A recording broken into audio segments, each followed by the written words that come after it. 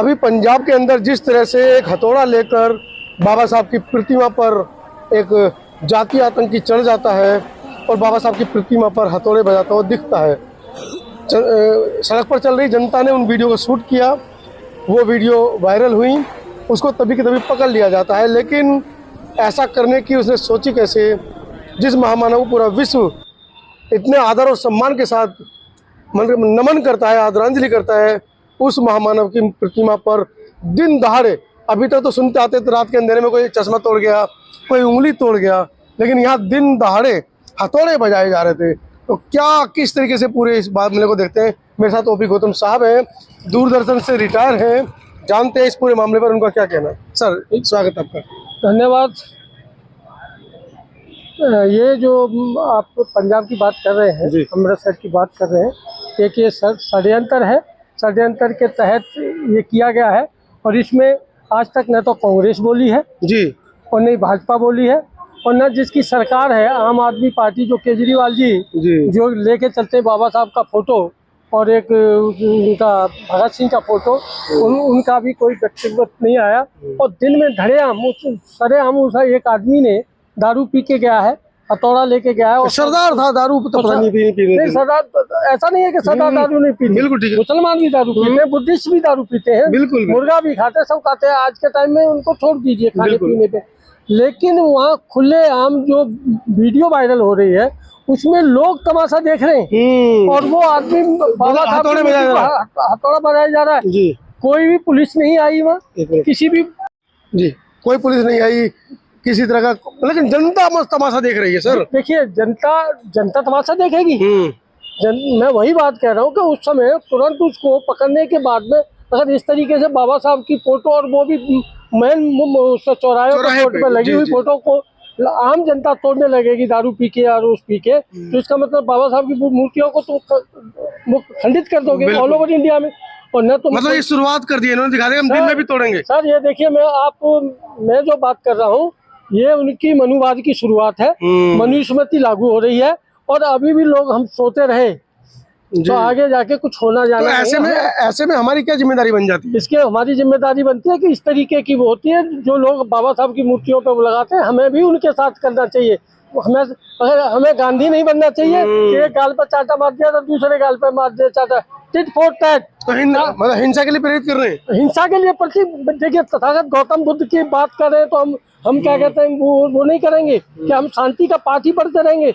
और कोई अगर आके हमें उल्टा सीधा बोलेगा या बाबा साहब का अपमान करेगा तो हम उनकी वो सहते रहेंगे। तो ऐसा नहीं है कि हमें भी जवाब देना चाहिए उनको, और जब तक हम उनको जवाब नहीं दे पाएंगे, जब तक हम उनका कुछ करेंगे नहीं, और जब हम जवाब दे देंगे वो हो जाएंगे, और नहीं तो मनुवाद तो चालू है। तो इसके पीछे सोच क्या नजर आती है कि मतलब ये इतनी घृणित मानसिकता आदमी की कि पुतले के ऊपर गुस्सा निकल रहा है? देखिए, आप पुतले की बात कर रहे हो, बाबा साहब से इतनी इनको घेरा नहीं है, इतनी बाबा साहब के पुतलों से घेरा है।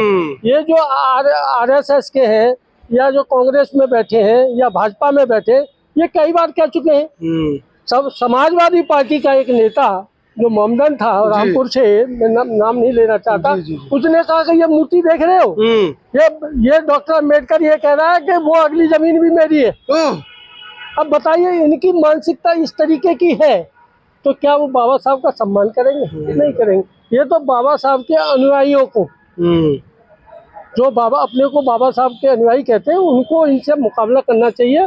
और जब तक हम उस मुकाबले के लिए तैयार नहीं होंगे, जब तक इन मनुवाद से हम मुकाबला नहीं कर सकते। तो क्या कहना चाह रहे हैं, जो ये भीम आर्मी जो जैसे संगठन है, जो गर्म दल के दलितों के संगठन है, उनको हमें मतलब खुली छूट देनी चाहिए, उनका समर्थन करना चाहिए, आप ऐसा कहना चाह रहे हैं? नहीं, मैं ऐसा नहीं कहना चाह रहा। भीम सेना है, भीम आर्मी है, अंतर्राष्ट्रीय भीम सेना है। अभी एक भीम सेना देख रहा था, एक नागपुर का बंदा है, वो 8-10 साल पहले भी आया, एक रामलीला ग्राउंड में प्रोग्राम किया उसने, और उसका वो अपना अंतर्राष्ट्रीय भीम सेना, वो RSS की एक ब्रांच चलाता है। और उसने दिल्ली में क्या है, दिल्ली में जहाँ से आएगा वो दिल्ली के लोगों को मूर्ख समझता है। मूर्ख समझता है कि इनके पास पैसा है, नौकरी लग गई है, इनको जैसे ही तो अभी जो भीम सेना की जो बात कर रहे थे, वो उसने भी 5-6 कैंडिडेट यहाँ दिल्ली में लड़ाए हैं। अब वो लड़ाए हैं तो वो किसके वोट कट रहे हैं? बात कर रहे हैं, नाम तो किसी ने सुना ही नहीं उसका आज तक भी, चुनाव लड़ने आ गया। हाँ चुनाव लड़ेगा, वो किराए पे वोट रह, काटने, वोट जमुना काटने। पार्क में वो किराए पे रह रहा था हाँ, और वोट काटने के लिए उसने कैंडिडेट खड़े कर दिए। ऐसे ही और भी कई पार्टियां बनी है जी। भाई, ये किसका वोट कट रहा है? अपनी तो घट रहा और बात कर रहे हैं हम बहुजन है मिशन सत्ता में की, पहुंचने की। हाँ सत्ता में पहुंचने की, तो ये जो है इन लोगों से भी हमें सावधान रहना है। हाँ मानते हैं कि कोई आदमी अपना इंडिपेंडेंट लड़ता है, हमारा आदमी, और उसकी पहुंच है, समाज में पहुंचा, वो जीत सकता है, तो हमें उसका ऐसी सीट पर सम्मान।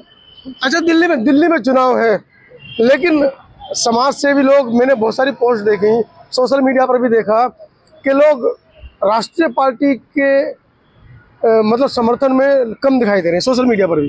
देखिए, राष्ट्रीय पार्टी के समर्थन में अभी आपने देखा होगा, ये जो चुनाव डिक्लेयर नहीं हुआ था जी, उससे 2-3 महीने पहले आपको एक पार्टी ऐसी नहीं लग रही, एक कैंडिडेट ऐसा नहीं चुनाव लग लड़ रहा जाता कि वो चुनाव लड़ेगा। जी। जो आज पार्टी बनाई है उन्होंने, पहले 1 साल पहले, 6 महीने पहले प्रभारी बना दिए जाते थे कि ये प्रत्याशी ही प्रभारी है। तो एक नहीं लग रहा था जी। और आज वो 10 दिन पहले 70 के 70 है। 70 के 70 है, ठीक है। क्योंकि देखिए उसमें क्या होता है, जी। जब हमारा जनाधार गिरता है, हमें जनाधार गिरने के लिए हमें वोट ऑफ परसेंटेज, कैंडिडेट नहीं, हमें वोट ऑफ परसेंटेज देखनी चाहिए। लेकिन आरएसएस उससे भी ज्यादा तेज है, आरएसएस उससे भी ज्यादा तेज है। उसने पैसे दे के अपने नुमाइंदे खड़े कर दिए हैं। सब डमी कैंडिडेट, सब एक दूसरे की वोट काटेंगे। सब जो वोट काटेंगे ना, ये सब बसपा की वोट काटेंगे। तो इस बार दिल्ली का क्या भविष्य लग रहा है कि केजरीवाल और बीजेपी का टक्कर दिख रही है, तो लोग कह रहे हैं कि बीजेपी की चांसेस ज्यादा हैं। नहीं देखिए, हमें तो, हमारे लिए तो बीजेपी भी वही है, केजरीवाल भी वही है और कांग्रेस भी वही है। जी। अगर कांग्रेस हमारे लिए जो बाबा साहब का संविधान और संविधान के अनुसार हमें जो अधिकार दिए थे वो जब दे दिए होते, तो आज हमें ये दिन नहीं देखने बिल्कुल, को बिल्कुल। आज ये आरक्षण कहते हैं, वो आरक्षण नहीं है, वो प्रतिनिधित्व है। और वो भी प्रतिनिधित्व ऐसे नहीं मिला। और जो पूना पैक्ट था, बाबा साहब की मजबूरी थी कि वो पूना पैक्ट पर साइन किए। तो ऐसे में अगर हमें सत्ता चाहिए, हमें अपने अधिकार चाहिए, तो हमारे नेताओं को भी चाहिए कि वो एक हो, अपना जो उनका जो महत्वाकांक्षा है उसको दूर करें, सड़कों पर उतरे। हाँ बिल्कुल, ये बात आपने बड़े उसकी की है कि हमें सबको एक हो जाना चाहिए, लेकिन ये एक होने वाले नहीं है, ये हमें भी पता है। जी बिल्कुल। क्योंकि एक हो जाएंगे तो सत्ता हमारे हाथ में आ जाएगी, और सत्ता हमारे हाथ में आ जाएगी तो विपक्ष जो है हमारे क्या करेगा, उसका काम क्या है।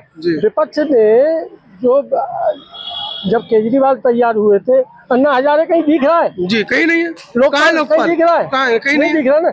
लेकिन फिर भी 3 बार केजरीवाल मुख्यमंत्री बन जाता है। उसमें आरएसएस की भूमिका थी।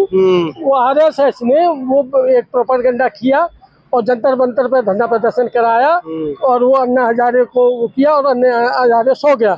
और वो था कि कांग्रेस को डाउन करो। तो आपने देखा होगा, आप पार्टी ने जो भी खड़े किए थे, जिनके पास पैसा नहीं था इलेक्शन लड़ने के लिए, वो भी चुनाव जीत गए। ठीक है, लहर थी और उसके 67 कैंडिडेट आए, चाहे वो जेब काटता था, बिल्कुल कुछ भी, चाहे वो चोरी करता था, चाहे दलाली करता था, लेकिन वो सब जीत गए थे। तो कहने का मतलब है, आरएसएस आज के टाइम में हमें सबसे ज्यादा खतरा है तो आरएसएस से है। खतरा बहुत विकट है, कैसे निपटना है संकेत में बाबूजी ने बता दिया है। और मैं तो खुले ही आम कह देता हूँ कि बहुजनों, अगर आपको अपनी सत्ता चाहिए, आपको अपने अधिकार चाहिए, तो अपनी सत्ता बनाओ। एक मत होकर बहुजनों की किसी भी पार्टी को चुन लो, एक मत होकर किसी भी पार्टी को चुन लो, दूसरी पार्टी को वोट मत दो, तो आप सत्ता पर काबिज होंगे। अधिकार आप देखो, जिसकी राज सत्ता है उसके अधिकार हैं। तो ये बात आप समझ लीजिए। वीडियो के बारे में क्या राय है कमेंट सेक्शन में तुरंत लिख दीजिए। धन्यवाद।